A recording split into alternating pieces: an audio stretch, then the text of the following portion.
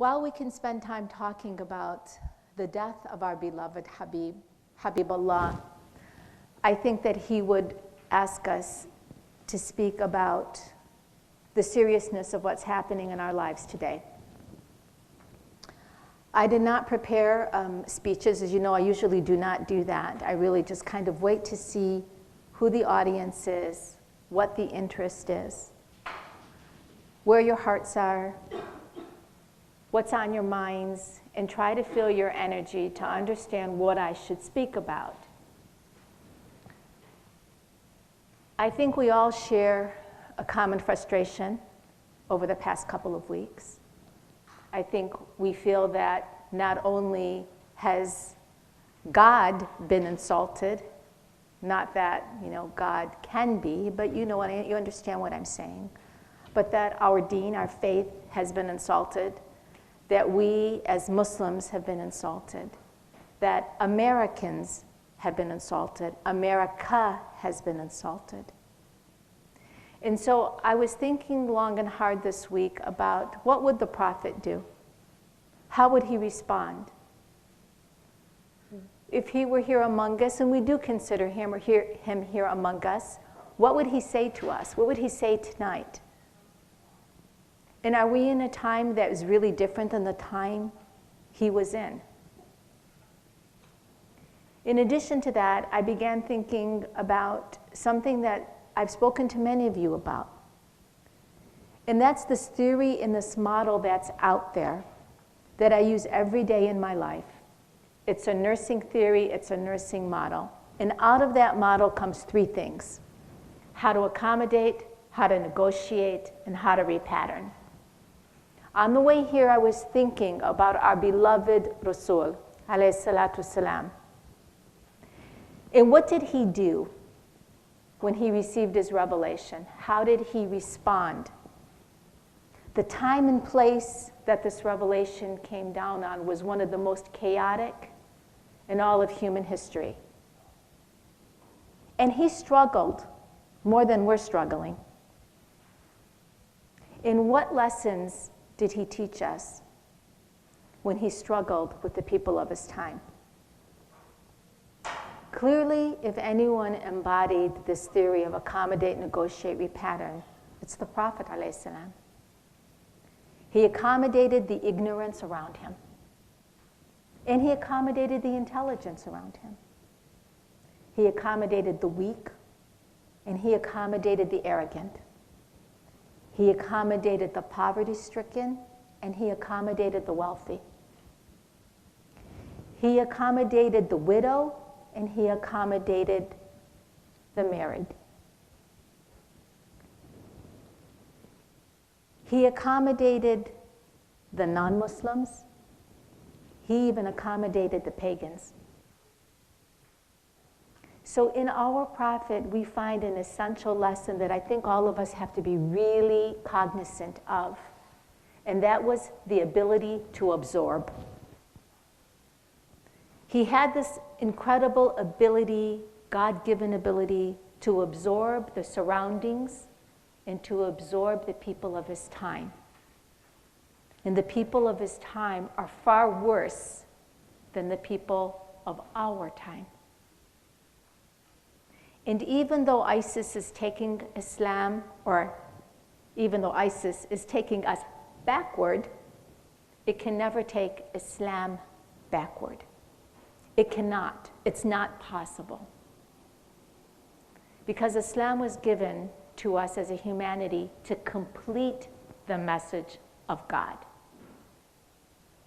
And so if the divine plan is going to work its way and end with the last messenger, we need to be comforted in the fact that what that messenger gave us is forever and ever stable. And it will forever and ever survive. No one in this world can hold down a truth. Truth has a nature of its own. Truth is never held down. It may be held back for a while, but it can never be held down. It will emerge time and time and time again. And every time truth emerges, it emerges stronger and stronger and stronger. So I don't have fear that someone can take my Islam away. You should not have fear that anyone can touch your Islam. No one can do that to you because your Islam is preserved by the dignity and grace that God gave you. In terms of how he negotiated, let's just think about that. And what lessons can we learn about the way he negotiated? He negotiated, I want you to go online and I want you to Google the Medina Charter. Just look at that charter. He negotiated the coming together of an entire nation.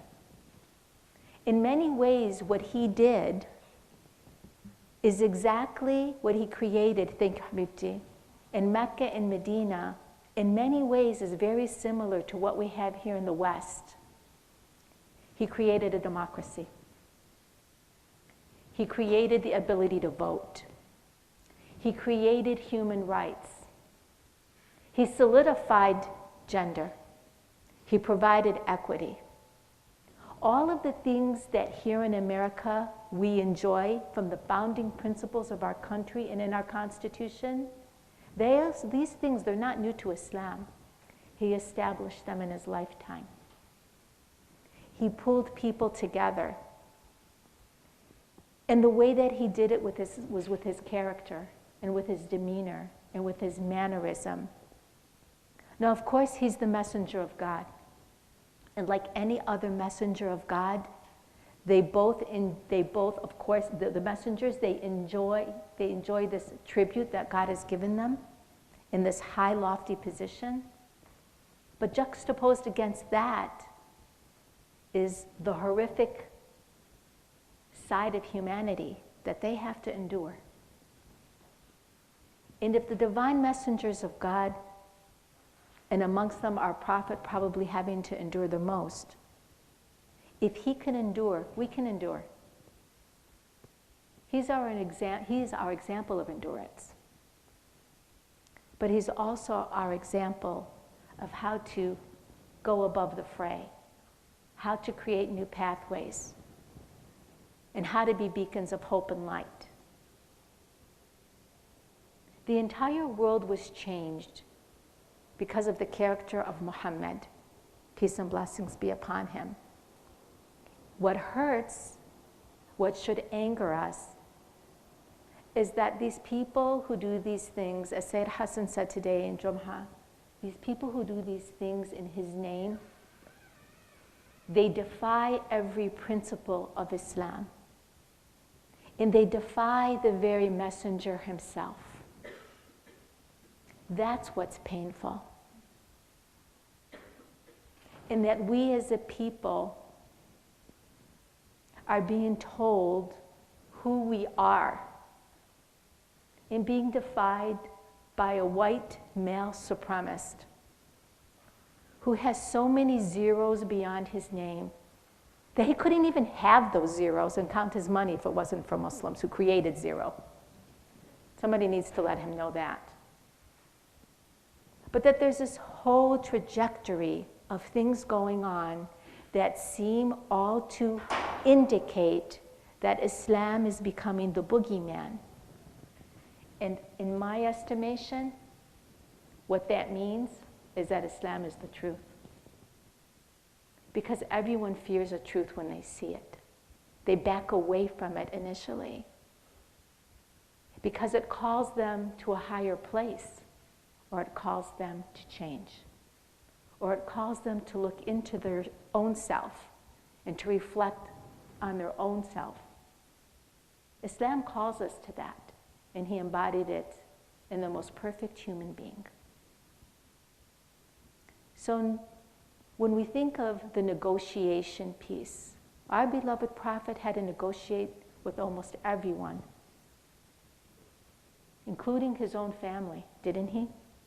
He had to negotiate with his own uncles. He had to negotiate with his own tribe. He had to negotiate with his own people. He had to negotiate by leaving the very house of God that raised him, the Kaaba. He had to negotiate as he went to uncharted territories. He had to negotiate with the Jews in Yathrib. He had to negotiate with the Christians. He had to negotiate with the idol worshipers. And he didn't. He did it. He didn't say no. He didn't put himself in an all-inclusive and say, either you're Muslim or I don't deal with you. He did not do that. He created a just society, inclusive. That's who we are. That's who every single one of you are. That's the kind of responsibility you carry as a Muslim. That's the kind of responsibility the Muslims of Muhammad have, is to enjoin that good and to forbid that evil. So not in my prophet's name, not in your prophet's name, not in the name of our deen, not in the name of God, not in the name of anything that's logical and sensible. Every human being has sanctity, and Islam emphasizes that sanctity. We have to start to take the message out, and we have to repattern, because the Prophet repatterned. He repatterned the belief systems of the pagans. He repatterned the way Jews and Christians and Muslims live together. He repatterned the idea that we could be equal in our humanity, if not brothers and sisters in faith. He repatterned the laws of war. He repatterned the ecosystem. He repatterned government. He repatterned the way the rights of women. He repatterned the way a child speaks to their parents and the way a parent is responsible for their child. Didn't he do that? So as Muslims, and he is our prophet, what is it that you want to repattern? What is within your circle of influence that you can actually repattern? Because it's in the repatterning piece, that's where the win is. Now, in America, you just can't speak to everybody. And the reason why you can't is because like any other society in the world, and America's no different, there are those who will never move. They will never open their minds and hearts to ideas unless they're their own. Even in America, we're still struggling with race. And the only supreme being in our country is really still the white man. That's the truth. But America's afraid because we're losing our original identity. We're losing the Anglo-Saxon identity. We're losing the white male supreme identity. It's becoming diluted.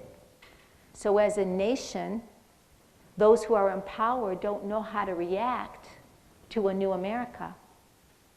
In a few years, English isn't going to be the primary language. Spanish may be.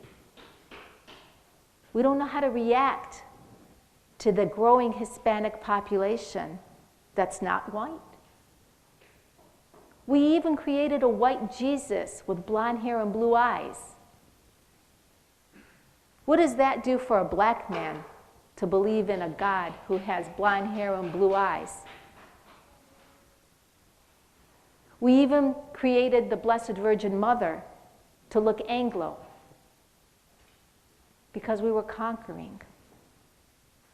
And so we fed in deep into the psychology of our nation that white and Anglo is supreme and best. That's why the KKK got away with what they got away with, lynching black men and women and hanging them. Our history as a country has not been the most favorable. We have always had issues in our country with race. We've always had issues with gender, and we will continue to have them. One person said to me, "It's just our turn." But I would say to that, in one sense, I can see how it could be our turn, On the other hand, if we don't stand up, the next time it's someone else's turn, they're going to be going through the same pain we're going through. We have to stand up, and we have to extend ourselves and extend our hands and our hearts, and we have to extend our persons. I have to extend myself. What that means is I have to get out of my own comfort zone if I have one, and I have to stretch. I have to stretch here within my own community. I have to stretch beyond my community. I need to stretch further into my Sunni brothers and sisters and their circles of influence, and my interfaith brothers and sisters and their circles of influences. I even have to stretch to those who do not even believe in God. Now that may seem like, oh, sacrilegious. But in the end, you cannot win hearts being silent. You can't. So we have some real challenges ahead of us. And these challenges are very important, especially for your generation. I am worried about the generations to come. In my family, we're 5 generations deep. 5. That means we've been here for over 125 years. This is home. I love this home. I love America. And I love Americans. I love being American. And I love being Muslim. I'm not embarrassed to say that. The values of this country and my faith are hand in hand. They go beautifully together. People want to split us up. They want us to count ourselves. They want us to fill out censuses. There's a new blend in America. We are all it. You can't tease us apart and categorize us. We are fully Muslim, fully American, and fully ethnic. We are balanced Americans in every sense of the word, the most democratic. And what informs us is not only our democracy and our set of principles as Americans, what informs us even more than that is this beautiful deen taught by this beautiful prophet. That's what makes us who we really are. The caring, loving, giving Muslim. America needs to see you. They need to experience you. They need to work alongside you. They will 1,000% respect you. ISIS will come and ISIS will go. And inshallah, ISIS goes very quickly. But in the end, they've left behind injuries. Like cancer. It gets into you, you can eradicate the cancer, but you still have some remnants of that cancer still in you. And it has to be controlled. They're a very bad virus. They're a very, very, very bad cancer. But if we do our job, what they do will become secondary. They're getting all the attention that they want. Donald Trump is getting all the attention that he wants. All on the backs of every American and on the backs of every Muslim and on the backs of Prophet Muhammad. That's what we have to stand against. We have to stand with our Prophet, alayhi salatu wasalam. We have to stand with him. God will defend this faith. It's his faith. He owns it. He gave it. But we still have a responsibility to our land as citizens and to our faith. Now, while there's been so much doom and gloom, there's also been those moments, and I don't know if you've had them, of just like where you're just jaw dropped and in awe. And I had one of those moments today. I walked into a breakfast place to meet my family. And as I walked in, and we're all of us who are in hijab now, if we never felt like we were in hijab before, because many of us feel invisible in our hijabs, it becomes your second skin, so you don't feel yourself in it. I'm sure every person in hijab feels themselves in it these days. So I am one of them. I feel myself in it. I never used to have that experience. Even post 9/11, I never worried so much about what I looked like in hijab. I smiled a lot more, especially when I went on planes. But there's a hostility in the country now that is something that I've never seen before. I'm one who can talk to anybody. I can talk to a rock and the rock might talk back. These days, even when I'm talking just normally, like, excuse me, sir, or thank you, or please go ahead, stone face. Because people don't know how to react to a Muslim who is good, because they've been fed nothing but the bad. So they get confused. They don't know what to do. So today, as I walked into this restaurant, Coney Island, I turned the corner, went and sat in the booth, and I heard this elderly gentleman, American white gentleman, and he was saying, he wasn't with these women, he was at one table and these 4 other elderly women, and I say that with huge respect, since I'm on the trajectory of that, were sitting down eating their breakfast. And I heard him, he was reading the paper, and he goes like this: it's not the Muslims. Their Quran doesn't say that. Their Quran doesn't say that. I'm just telling you, these people, these ISIS are just crazy people. Their Quran doesn't say that. I listened to a show yesterday for 2 hours. Do you know why those women wear that scarf on their head? And I just was so shocked, because that was white America. I sat down, and then I'm like, okay, am I just going to sit here? And me, I can't really sit still. So I got up, I went to him, he's an elderly gentleman. I put my hand on his shoulder. I said, sir, I just want to say thank you. Just thank you. And he said, are you one of them? Wallahi. I said, I'm Muslim. And then the women took over the conversation, and one woman said, that's so nice of you to say thank you to him. And I said, I should thank him. Maybe Muslims need to be saying thank you a little bit more. So then I just kind of sat near them, and the one lady says to me, are you from here? Where are you from? I said, well, I was born at Henry Ford Hospital, and my family's been in America for 125 years, and my dad is an Army man, and my 2 uncles are Marines, and I have 2 cousins who are on Navy ships right now, and some of my cousins have their uniforms hanging in a museum down in Dearborn for the first to enter West Point as Muslims. I said, and you know what America doesn't know about us is that I ate turkey last week for Thanksgiving, and that, we're fully invested and happen to be a nurse. They didn't know what to say. But they were so relieved. That's what was important, is that they were relieved, that they felt safe. And he says, see, I told you they're not all crazies. Look at her. She's not a crazy. And I said, they are crazy. There's no excuse. These are crazy people.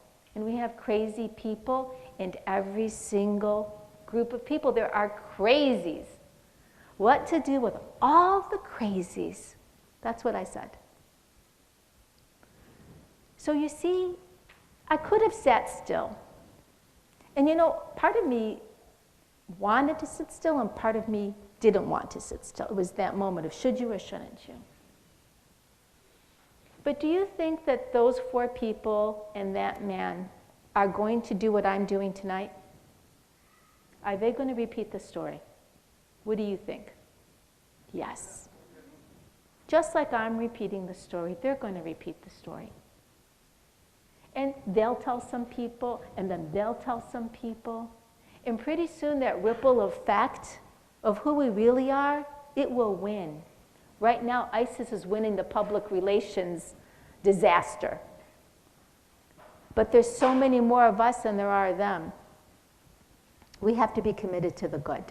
That's the bottom line. We have to be committed to our faith. We have to be committed. And I would say to all of us that this is a moment in time where our priorities have to change. This is a time to change it up. Most of you here are going to have a break in the next couple of weeks. What are you going to do with that break? College and high school, what are you going to do? Are you going to go serve in a soup kitchen? Are you going to come to Zaman? Are you going to wrap presents with Zaman? Are you going to go to a church and do something? What are you going to do? Are you just going to sit home, watch TV, PlayStation, whatever? And I'm not trying to be demeaning. All I'm saying is this is the time. You need to organize. There's no stronger face than the face of young people. There's no stronger word than you. And you need to be aware of how people see you these days. My expectation is anyone sitting in this room is opening the door, is helping someone out, whatever it is. Showing the true face of Islam. It's critical right now. And people here in Dearborn, they already know who you are. So you have to extend yourselves outside your city limits. So I am saying, let's do something in the next couple of weeks. Why don't you all get together, start texting each other, and figure out what you can do. Maybe you can do 2 or 3 different things.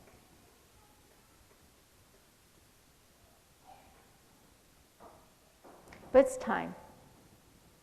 It's time. It's time that we just say no. And all of the rallies and things like that, those are wonderful, but really, they're typical. They're good, and we should go. But they're typical. You have to do what's not typical, not what is typical. Typical doesn't make the news because everybody's doing that. What can we do as a community that's different? Why don't we arrange a press conference with young people? Why don't we call Nolan Finley and others and say, hey, you know what, we want to talk to you. Why don't we call Channel 7, Channel 2, Channel 4, say we'd like to have a town hall with you. We'd like to have a round table with you. We want you to come here and meet us. Why don't we host them? So many things we can do. From a media perspective, certainly. But just from a civic engagement perspective, there's so much we can do. Look, I want to say this and then I'll end. Even though now we must respond, my personal belief is you live your life like that every day, whether ISIS is in the equation or not in the equation. Every single day, as a Muslim, I truly believe with all of my heart, you have the responsibility to impact the greater good. And the reason why you have that responsibility is because God gave you this faith in this messenger. So I don't want us to just be lazy and complacent. Because when we're lazy and we're complacent, somebody else fills the void. And sometimes that void is a disaster. And that's what we're experiencing. So that's all I have to say to you for today. And I would like to open it up with permission of the organizer, since we have some time, for your thoughts and any questions, anything that you want to talk about concerning the recent events, ideas that you might have. And I open it to you, and if not, then I will leave you, inshallah, in peace, and you can organize, huddle, and come up with some ideas on your own. And I'm happy to support that in any way that I can. Hala? I have a question. So I've seen kind of scrolling through. I'm loud already. Going through social media. Just no, I'm going to I've heard a lot of people basically posting things like women in hijab really need to be protected. Wear beanies, wear hoodie is cover the fact that you're hijab. And I fundamentally disagree with that. I'm curious what your thoughts are on that. I did this show called Michigan Matters, and I admitted that for the first time I did feel fear. I'm not saying, I mean, initially I did, and I had the same thought that, there could be some wacko and I pull up on a red light. Because remember, I'm not always in Dearborn, so I'm all over the place, and I travel a lot. So I had the same idea, and I was negotiating in my own head, what would Allah want me to do? I mean, I was balancing between Allah says protect your life, that's most important, and then the other part of me is stand up for your faith. And I was having this, struggle between those two issues. And then another part of me is like, oh well, if you get shot on the red light, you go to Jannah, like that kind of mentality. And then another part of me is like, yeah, but then you won't be able to speak. So I was negotiating those own things. What I did, I repatterned myself. And I said to myself, you are who you are. Don't hide who you are. God gave you this hijab. He's protected you with it. Trust that it will protect you. That's how I had to repattern my own psychology. And that's what I did, and that's what I've decided. So no hoodies for me, and it is what it is. And I mean, And you're just aware. I think it's awareness. More aware Yeah, I think so. We had an incident happen in Canton, and we were just going into Panera's, my daughter and I, and it was posted. Guy came right at us. This was before all of this happened. This was a couple of weeks ago, maybe a month ago.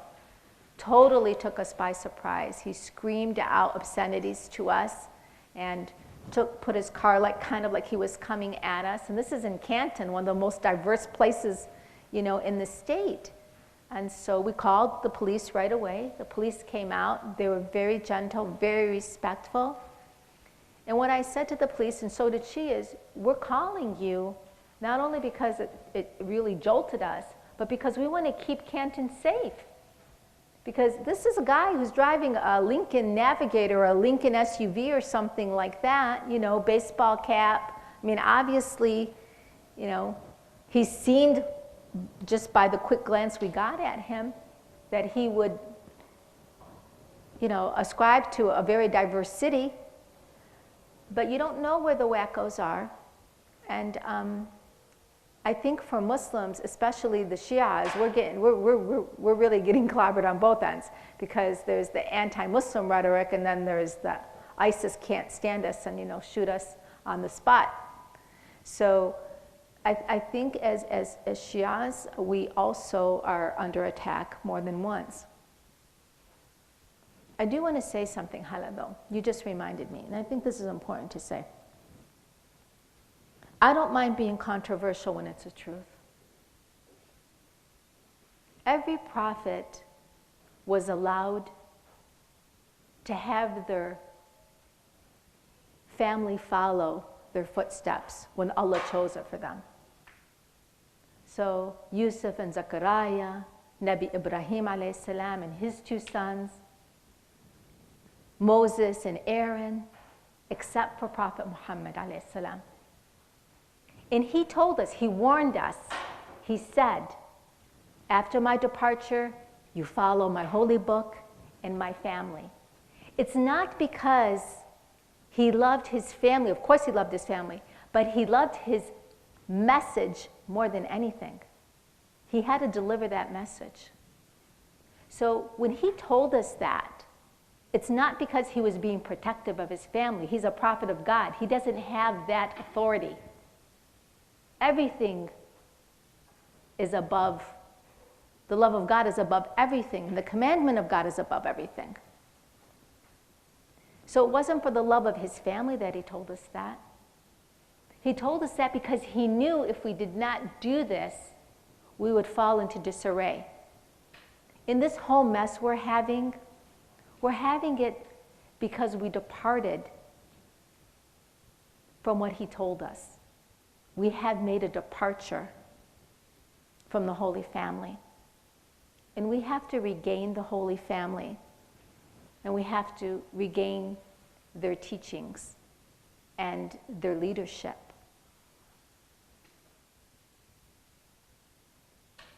And I really believe that that's one of the tests we're going through. Because without them, the message, although it's been complete and delivered, was not protected. And so you have those interpretations that thwart and destroy what the prophet has said and is completely against the teachings of Islam. So I say that just because I want to be truthful and honest before Allah subhanahu wa ta'ala, that we need to remain faithful to what he told us. And we have to hang tight. So that's my answer for that. Other incidences or things that have happened with you or things you wish to speak about? Are you all following the media closely? Yes. Sister, I have a question. You know, I asked you about a case and we met with a brother at school and I kind of do already know the answer, but why would Trump want to kick out Muslims aside from attention seeking? I really think you hit it on the nose. I really think it is attention seeking. It's because, you know, when there's politics, the way that you become famous is you say something so completely absurd. Now listen, he's still leading in the polls. So we have to know that there is a significant amount of Americans who agree with him. But I don't think they agree with him because they really agree with him. They're fearful. So therefore they agree with him. But also, you know, it's Republicans and Democrats, and the Republicans are trying to win, you know, the election, and they will do whatever inflammatory things they need to do. And that's unfortunate because it's on the backs of people. But look, he's taken a beating in the world for this. He really has. And it's just, I mean, it's so ridiculous, the things that he's allowed to say and get away with it. I mean, it's just that I honestly think he's stupid enough to say that because, like, did he not think about that he's kicking out millions of innocent people, like millions of innocent people? I mean, okay, let's say he becomes president, and that does happen. I think he would basically be kicking out half of Michigan's population. Well, he's not saying that we have to leave. That's not what he's saying. He's saying there should be a ban on Muslims coming into the country, not people who are American citizens and Muslim. Okay? So we do have to, you know what he has said. But even what he has said is such an insult to 1/5 of the world population. I mean, it's just crazy. 1.5 billion Muslims, for him to say something ridiculous like that? Yeah, I still find it ridiculous because my parents, they went through the torture of Saddam Hussein's leadership, and it took my dad more than like 5 years just to get to America. And it was saddening to think that should he ever become president and this happens, that Muslims work so hard just to get to this country and want a happy life won't be able to come. You're right about that. And that's the tragedy. And that's what's so very wrong, is because America is a country that has, it's been built on immigrants. If it wasn't for immigrants, there is no America. Yeah. So you're absolutely right in what you're saying. Way that we have to deflect this, and someone said to me a couple days ago in a meeting, they said, well, he's like Hitler. Here's the thing of it. The world didn't blame all the Germans for what Hitler did. But Donald Trump is blaming all the Muslims for what ISIS did. It's crazy. It's simply crazy. So, like, heaven forbid Trump became president, and he's going through with everything that he's saying. He's doing ID cards, like the refugees leaving. Like, what, like, are we gonna do? I don't think I would take that, like, carrying an ID card, having like an identification, like, of being a Muslim. Like, I wouldn't take that. So, like, what would we do? I honestly do not believe that this country would go down that slippery slope. The minute that happens to Muslims, as it happened to the Japanese, we have gone so far back into a dark history that as a country we would have lost so much credibility that it's not even imaginable. It really is not. I know that they're saying that, and he's saying these crazy, nutty things, but he's saying them, he's trying to be the cowboy. He's playing Wild, Wild West. He's trying to get attention. Well, you know, you have that much money, you have the time and freedom to be the cowboy. But if you look at America in general and the response that the world has had to his rhetoric, he will not be able to do those things.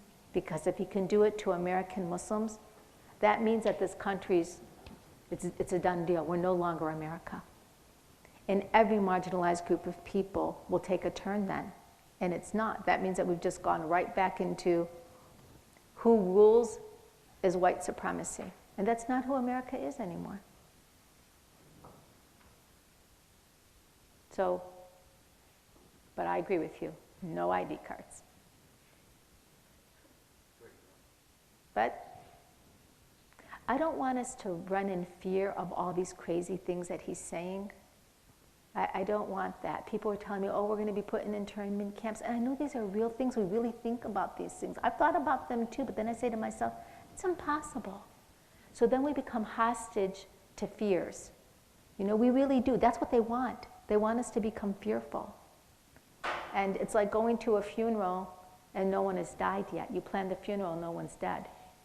It's that same kind of thing. They want us to live in fear. Mariam? Hajja, I have a question.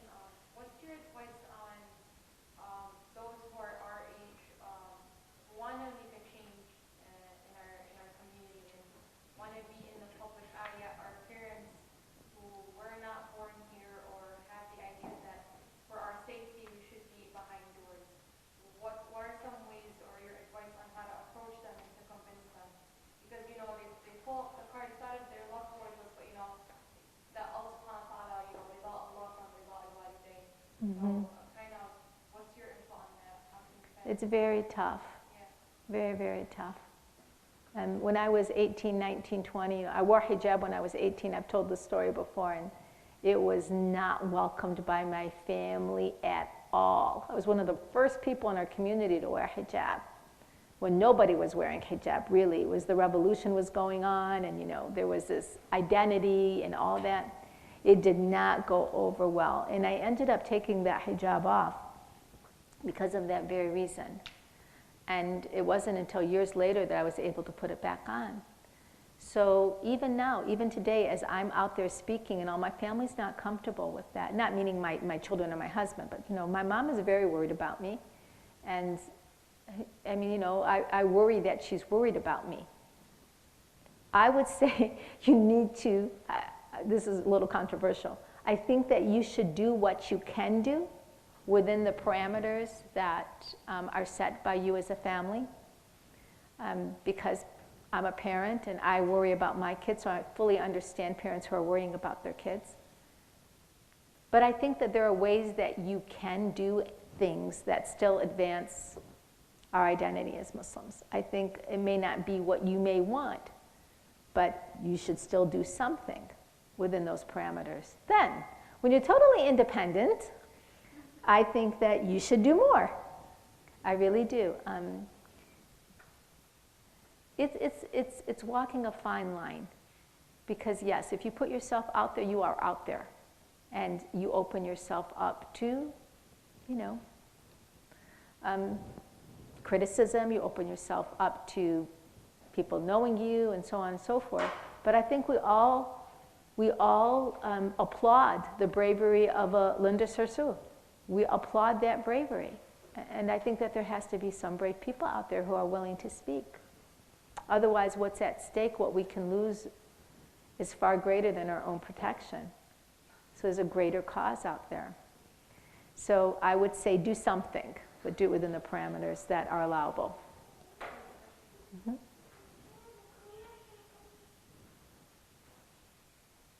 What's on your mind, Hassan?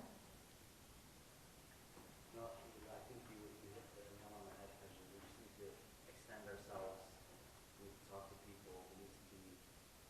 I think this is a challenge for us. It's times that we actually live a Muslim lifestyle. Mm-hmm. The moral adab that was taught to us. A lot of times we take it for granted that this is something that Islam preaches. Would you be willing to stand up for another marginalized group of people? Would you really? Because that's what it's going to take.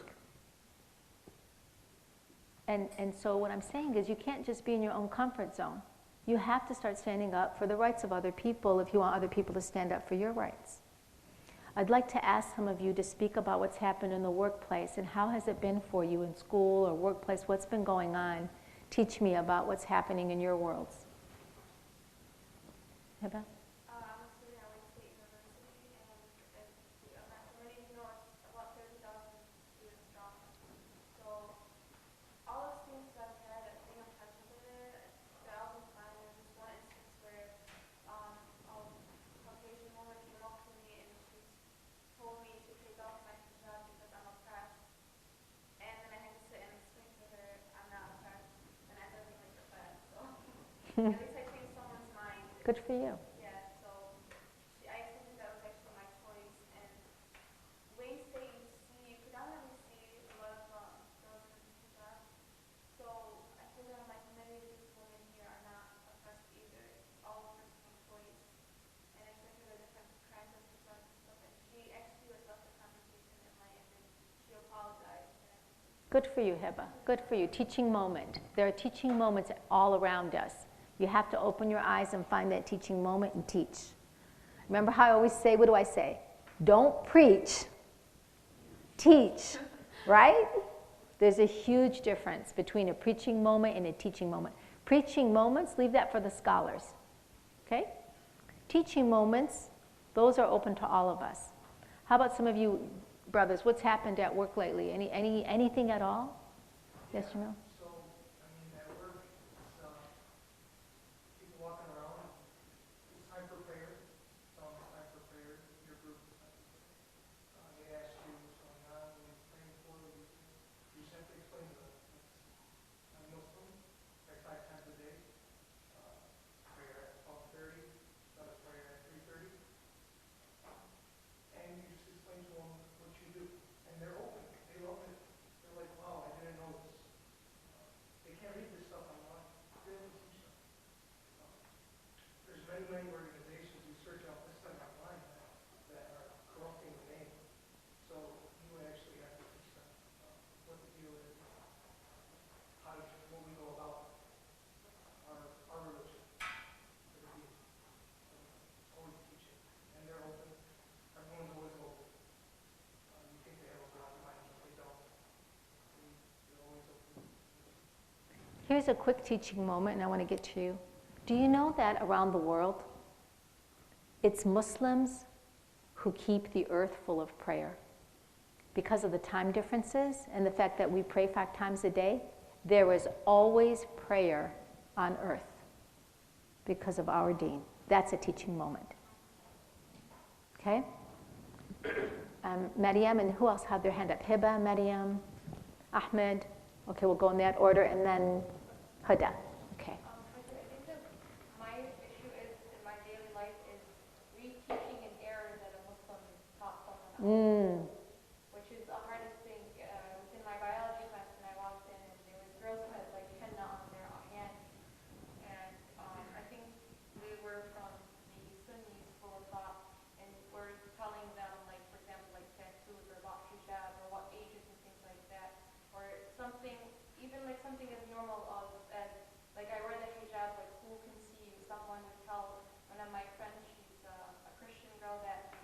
speak it off in front of my cousins because they're like my brothers, for example. And then she's like, oh, she told me that's part of your religion.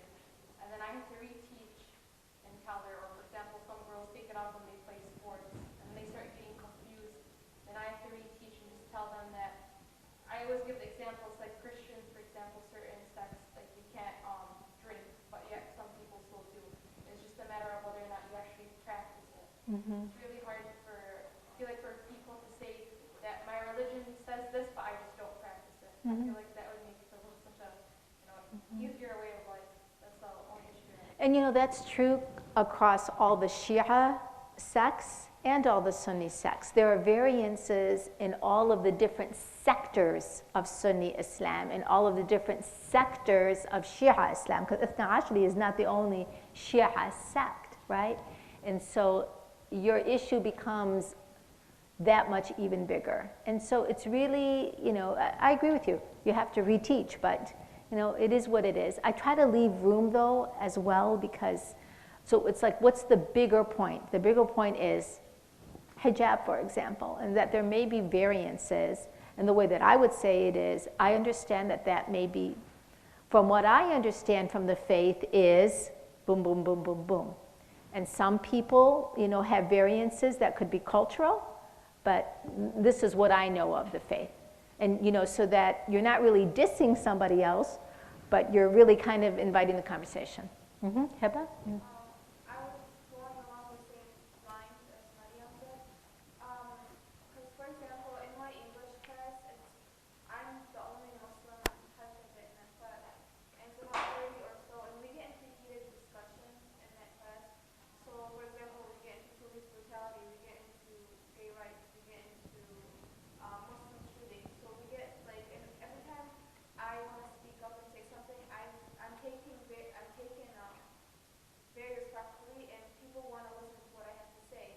And so I have to be careful, because if I'm spreading the wrong thing, they might assume that that's the entire religion, specifically if they're, the students in my class are ignorant about Islam. Ignorant in that they don't know Islam, that they don't want to know. So we have to be careful with that as well, that we're spreading the right image of Islam, that anything that we do is still in the focus of Islam at the end of the day. I agree. Ahmed? I just want to share that specifically in Dearborn, I've noticed that a lot of people that are not Muslim are are starting to stand up for the Muslims that are being oppressed all around, because they truly see what Islam is about. And not just Islam, the Arabic culture and how the two don't necessarily go hand in hand. They've seen the worst kind of people who call themselves Muslim. They've seen the best kind of people who call themselves Muslim. And they notice that morality has no religion and has no, and morality knows no religion, nor does it know a land. It is about who you are as a person. And after I started observing prayer at school, I have to do it kind of behind closed doors, because the administration, they catch me out in big trouble because they want to separate church and state. But some of the friends, the non-Muslims in my class, have kind of caught on because they noticed I leave class, like, oh, where's this guy going? So one of them followed me, and he walked in the room as I was praying. He just stood there and started watching me. And he said, the next time that I pray, can you do it with me? I said, sure. So he was standing next to me, he was praying. And whenever I went to sujood, he wouldn't go into sujood. For some reason, he just didn't want to. And after I was finished, I asked him why. He said, that's a weird position for me. I've never done it before. I said, you've probably done it a lot of times when you were a baby, going through somersaults. So he said, all right, I'll try it the next time. I said, all right. The next day comes by, and he does it. He says that he's never felt that surge of energy. He said that he's gone upside down monkey bars lots of times, but he's never felt that kind of blood flow to the brain. So he immediately, every time we pray, he says, that's my favorite position. Can we do it before? Can we just, can we go straight to him and do the process? But yeah, so that's, like you said, teach, don't preach. I try not to really tell them about the Sunni Shia differences, even though you try to ask a lot. But actions speak much louder than words. I I believe that when Rasulullah ﷺ told us, preached to us from the Holy Quran to hold tight to the rope of God and do not divide, I think these are the reasons why. And as you all know, I grew up Sushi. I grew up Sunni and Shiite. And I have great respect. I have great respect for many of my Sunni brothers and sisters who actually I find that their acts of obedience and their adab and their ability to pray on time and to pray 5 times a day and all of these wonderful things that they really do devoutly and sometimes better than many of us do. I really, really respect that. And so many of them, they may not espouse to the fact that Ahlul Bayt are the rightful followers of the Rasul alayhi salam, but they love them. It's just not in the same devotion or sense or leadership that we see them in. Now that could be problematic, I understand that. But right now, we, if ever, have to be one Muslim ummah, it's now. It's now. And just like we want people to respect us and our school of thought, there also has to be, that reciprocal respect and to teach by example. So I think it's wonderful that he just stood next to you. I mean, that's a testimony. It's a sign of his respect for you. And knowing your personality, because you're kind of very laid back and chill that way, I'm sure you're not like hounding him. You're just letting him come along, and if he asks you a question, you would answer it. And I think that's the right approach. I also had a similar experience with you. I was at the library with my friend, and she wears a scarf as well. And the old man and old woman came up to us, and they greeted us. They were very kind. And then they asked us why we were wearing the scarf and what Islam was all about. And they sat with us for a while and kind of explained to them. And then after, they really loved the idea of hijab. They thought it was really beautiful. And I was surprised, and it changed my perspective that most of the fears that you see may not necessarily be hateful fears, more Curiosity. And remember post 9/11, especially Hassan, you would remember Ali Kosan, those of you, there was a lot of teaching moments, right? And we saw a surge in Muslims converting to Islam. And so I do believe out of all tragedy comes goodness. But I also want us to be cognizant of the fact that 14 lives were lost. And the one thing that is making me a little nervous is that Donald Trump, in his craziness, has taken away from the loss and the tragedy of those 14 people, because he actually shifted the focus onto himself and off of these 14 families who suffered this loss. Like that, to me, is the most arrogant of all arrogance. We didn't even allow ourselves time for grief. However, having said that, we have to step it up. Whether it's ISIS who committed these atrocities, whether atrocities are committed to other people, innocent people, by other groups of people, these tragedies have to be addressed by us. We have to figure out, what are we going to stand up for? In a meeting we had about leadership and media and all of that, we said, what kind of civil rights issues should Muslims align themselves with and really take a stance on? What can we unite on as a Muslim community that other non-Muslims will say, hey, the Muslims are standing up for this principle. And I want you to be thinking about that too, because we had a few ideas, so there's that kind of gelling of thought going on as well. So any other thoughts? Anybody at all before we close out the session? Yes, Mariam? Last weekend, I went to the Christmas show at Northridge Church, which is the most amazing show. It is like Broadway, like par.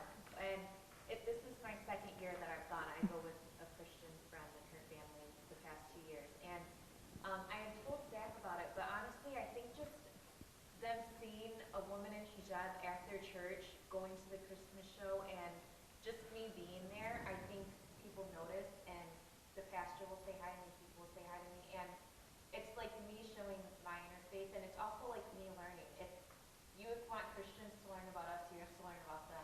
So I think like us showing inner faith, especially with Christmas coming up, like how many churches are having shows just getting a group of people to go and learning about it. Like, we can't expect them to take the step and learn if we don't learn. I agree with you. I love going to the show. Like, I told Zach to try to get a group to go, but it's the most beautiful show ever. They have, like, live animals and fireworks. And that's a beautiful church. I've lectured at that church before. Beautiful. I think there's so much we can learn from that church, too, even with the youth group. And I learned so much about them from my friends. And I just think we have a lot that we can learn from them. And as far as, like, interface with them, they're just a huge community. I'm going to give you a final cute story. Okay, so you know, my mom's born here. My mom was raised in Syria, and she came back here when she was 15. I don't know, Mom, if you're watching. She went to kindergarten when she was 15, because that's what they used to do with the immigrant kids, to teach them English. So in grade school, she was part of the Christmas carols, and back then, unlike now they have holiday assemblies, right? But back then we used to have Christmas assemblies. So my mom learned the Christmas carols. Now my mom speaks beautiful English. So she wanted to go to JCPenney today. This is a real mom-daughter moment. And she has her coupons. My mom loves Christmas.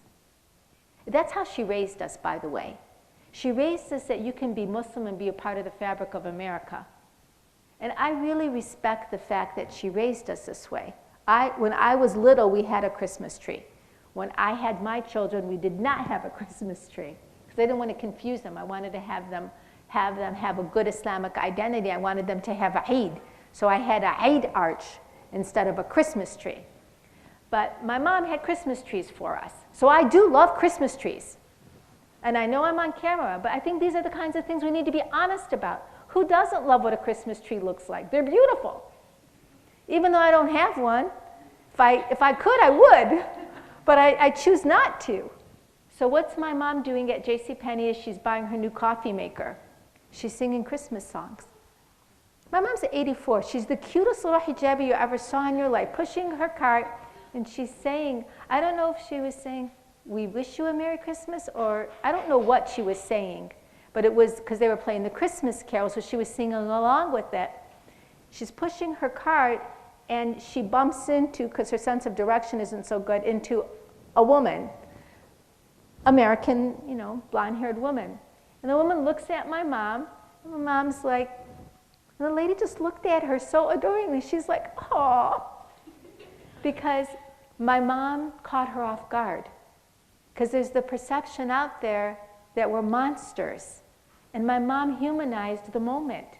That's what I'm talking about. We got to humanize the moment. How many of you, I'm curious, and I'm sure many of you, how many of you bought a Goodfellows newspaper when they were out on the streets on Ford Road? How many of you bought more than one? How many of you kept it in the front of your dashboard? You should all be buying Goodfellow newspapers. Why not? Do you know what the Goodfellows do? They are good fellows. That's what they do. They go buy Christmas presents for kids who don't have Christmas presents. Do you know that as a child I received Goodfellow gifts? Because our families didn't have a lot of money in the South End, and all the South End family kids received Goodfellow gifts from police officers and firemen who came knocking on our door, delivering presents to us. I swear to you, wallahi, one of the reasons that I learned to be humanitarian, I always say this, is because of that knock on my door from the Goodfellows who gave me something when I was a kid. It stayed with me. And as a result of that, every single Christmas, I wrap presents and I take them to orphanages. You know that orphanage that's next to the Islamic Center on Joy Road? I haven't missed a year. Because somebody did that for me. You know who the president of the Goodfellows campaign was this year? No. Hajja. Wow, Hajja Kosan. Everybody go to Super Greenland and buy something. That is wonderful. You see that integration? Goodfellows isn't a Christian organization. It's a group of good fellows. I don't know why they don't have the female version of that. But you should buy a newspaper. And you should put it in your car. Especially those of you who are on hijab. So when those police officers are standing outside in the cold to do a good deed, they know you joined them in the good deed. That's being a part of the fabric of this country. What's wrong with that? Tell me what's wrong with that. And don't anybody say, well, you could have given that money to a Muslim organization. You should give to them, and you should buy the paper, and you should give to the Muslim organization. That's what you should do. How many of you bought great Girl Scout cookies this year? I'm not trying to be funny. I'm just serious about this. How many of you put money in the Salvation Army bell thing? In hijab? I am willing to bet, I mean, of course, in an Islamic halal way, that Muslims put more money when they do than anybody else. Why? Because we're generous-hearted. Why? Because that's what our faith taught us. That's dawah. Absolutely. See what I'm talking about? These are the kinds of things that are important. Be part and parcel of the country that we live in. All right. Thank you all so much for this very fun, enjoyable evening. Sallu ala Muhammadan wa ali Muhammad.